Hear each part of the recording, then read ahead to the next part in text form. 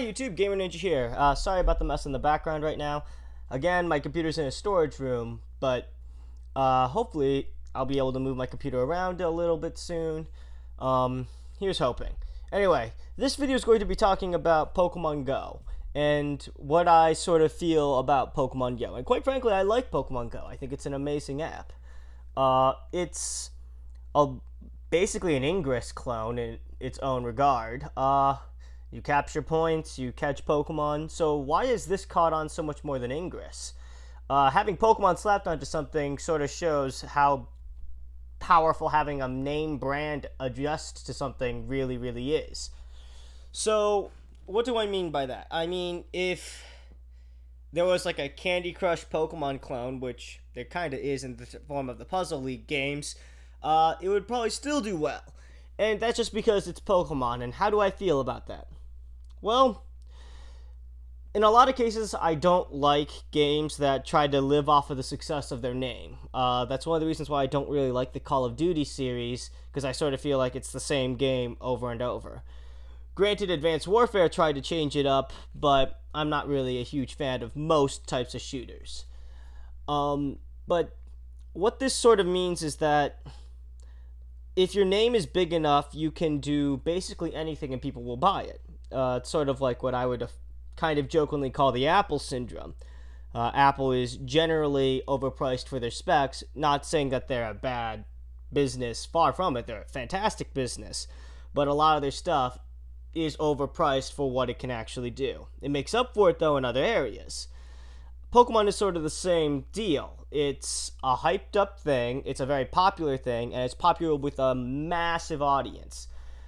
And that's really fine. Pokemon Go is the prime example of that. It's a fantastic thing.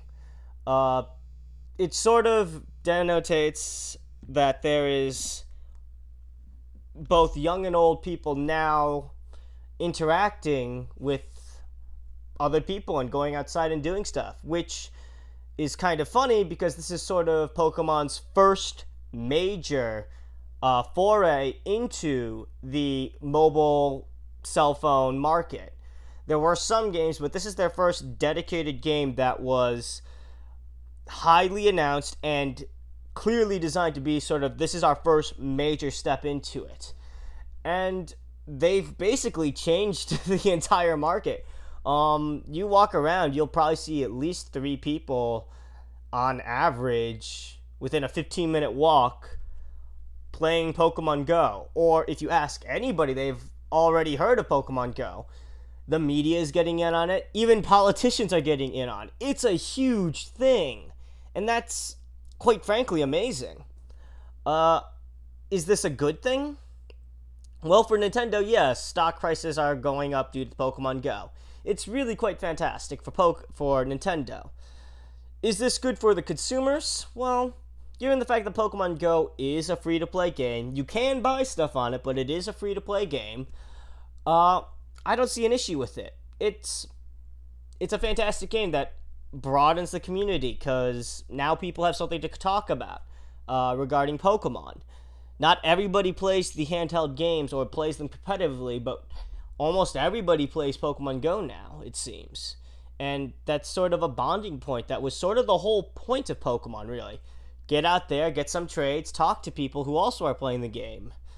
Unfortunately, fortunately, due to wireless trading, we can trade with people all the way across the world, so we sort of don't need that face-to-face interaction. And I guess that's also sort of true with Pokemon Go. You don't need the face-to-face interaction, but you are more likely to sort of get out there and interact with people if you're walking around with Pokemon Go, and people will say, oh, what team are you on? And you might bond or poke fun at each other for their teams. I made fun of a guy for being on Team Valor while he destroyed me for being on Team Instinct. Instinct for life, by the way. And it's just sort of, it feels like there is now an actual community again versus just a bunch of online people. And I guess an online community is still a community, but it's nice to sort of see faces, have faces nearby that actually have something that I can talk to them about that they also enjoy, because not everybody enjoys competitive battling. I understand that. It's it's not for everybody, which is completely fair. I don't like non-competitive, non-Smogon rules because I feel that Smogon actually takes some time and does stuff. I do question some bans, but I will follow them because I assume that they've done some things who sort of done some number crunching that I haven't done, which is fine. I've done a video on Smogon versus non-Smogon and all that stuff, and truth be told, don't be an asshole about it. That's the summary of that video. But Pokemon Go is going back to the original point of Pokemon, which is a community interaction, and I think that's absolutely fantastic. That being said, everybody who's decrying Pokemon Go, saying that people are getting hurt or finding dead bodies is another story, and all that fun stuff. Be smart with Pokemon Go. They have a massive disclaimer that say, pay attention to what's going on. And pay attention to that. Like, we're already a very technology-enabled world, and Pokemon Go wasn't meant to be a game you sort of dig yourself in and look just at the screen, only at the screen. You're meant to look around and look at the Pokestops and see the places that you're actually being at. See the gym, see the monuments, see that bench that's being eaten by a tree. See what these monuments or places actually are. Interact with them there. Meet some people there. Set up an event at them.